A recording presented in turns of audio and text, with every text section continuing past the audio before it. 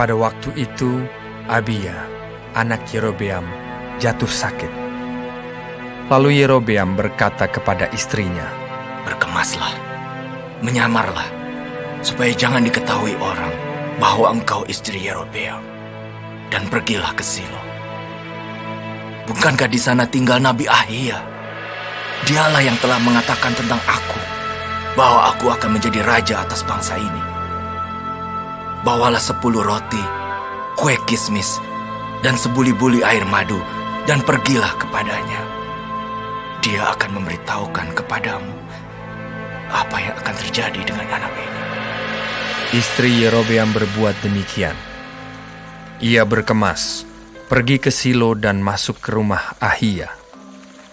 Ahia tidak dapat melihat lagi, sebab matanya sudah kabur karena ia sudah tua.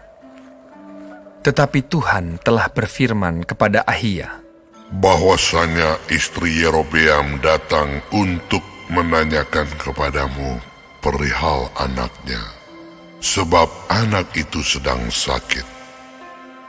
Begini-begini harus kau katakan kepadanya. Ketika perempuan itu masuk, berbuatlah ia seolah-olah ia orang lain.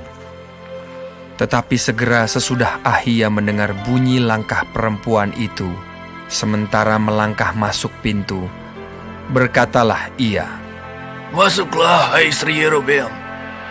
Mengapakah engkau berbuat seolah-olah engkau orang lain? Aku disuruh menyampaikan pesan yang keras kepadamu. Pergilah, katakan kepada Yerobeam, beginilah firman Tuhan Allah Israel. Aku telah meninggikan engkau dari tengah-tengah bangsa itu dan mengangkat engkau menjadi raja atas umatku Israel. Aku telah mengoyakkan kerajaan dari keluarga Daud dan memberikannya kepadamu.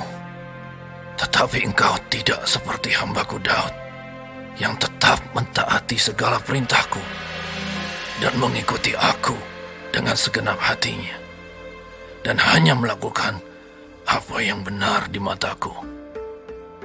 Sebab engkau telah melakukan perbuatan jahat lebih dari semua orang yang mendahului engkau, dan telah membuat bagimu Allah lain dan patung-patung tuangan, sehingga engkau menimbulkan sakit hatiku.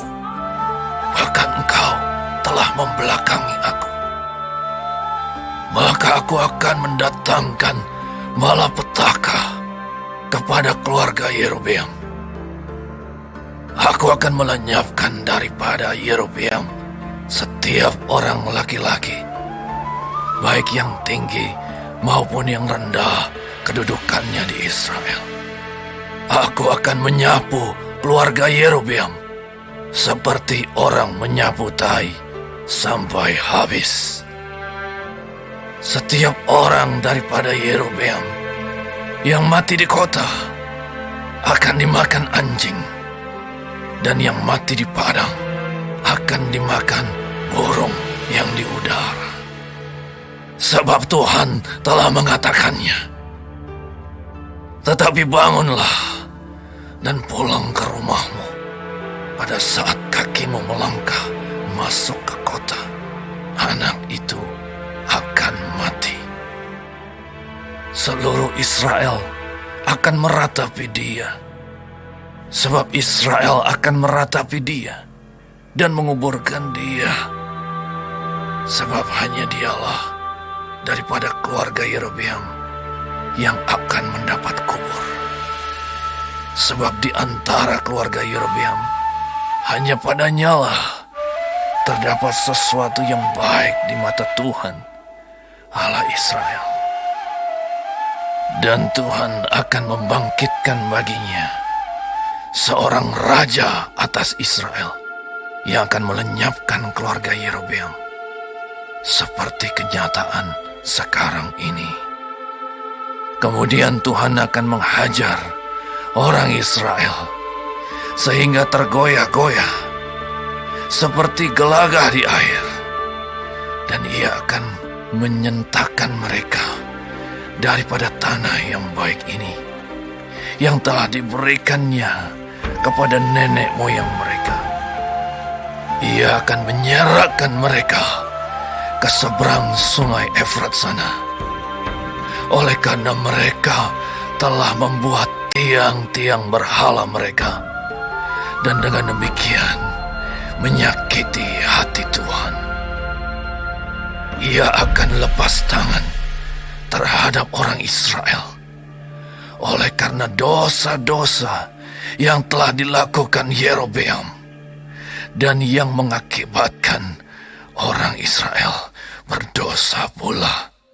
Sesudah itu bangkitlah istri Yerobeam dan pergi.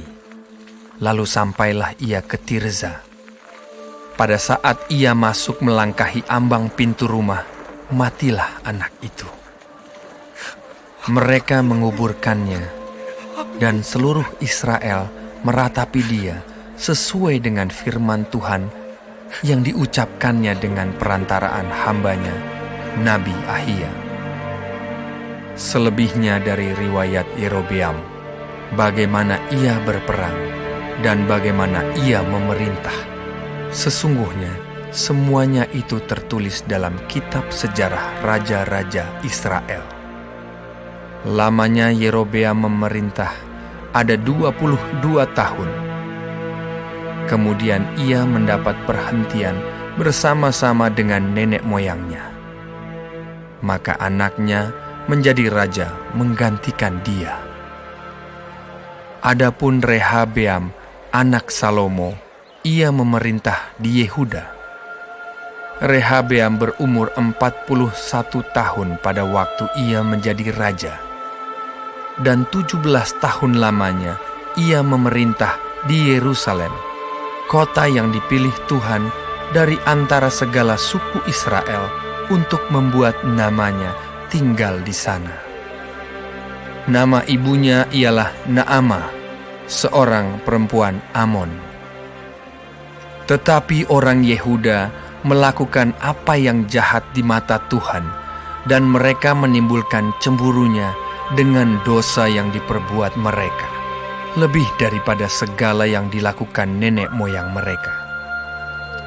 Sebab mereka pun juga mendirikan tempat-tempat pengorbanan dan tugu-tugu berhala dan tiang-tiang berhala di atas setiap bukit yang tinggi dan di bawah setiap pohon yang rimbun. Bahkan ada pelacuran bakti di negeri itu. Mereka berlaku sesuai dengan segala perbuatan keji bangsa-bangsa yang telah dihalau Tuhan dari orang Israel. Tetapi pada tahun kelima, zaman Raja Rehabeam, majulah Sisak, Raja Mesir, menyerang Yerusalem. Ia merampas barang-barang perbendaharaan rumah Tuhan dan barang-barang perbendaharaan rumah raja. Semuanya dirampasnya. Ia merampas juga segala perisai emas yang dibuat Salomo. Sebagai gantinya, Raja Rehabeam membuat perisai-perisai tembaga yang dipercayakannya kepada pemimpin-pemimpin bentara yang menjaga pintu istana raja.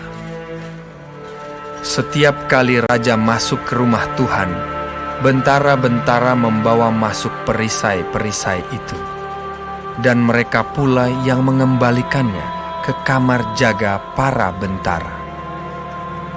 Selebihnya dari riwayat Rehabeam dan segala yang dilakukannya, bukankah semuanya itu tertulis dalam kitab sejarah raja-raja Yehuda? Dan terus-menerus perang ada antara Rehabeam dan Yerobeam. Kemudian Rehabeam mendapat perhentian bersama-sama dengan nenek moyangnya, dan ia dikuburkan di samping nenek moyangnya di kota Daud. Nama ibunya ialah Naamah, seorang perempuan Amon.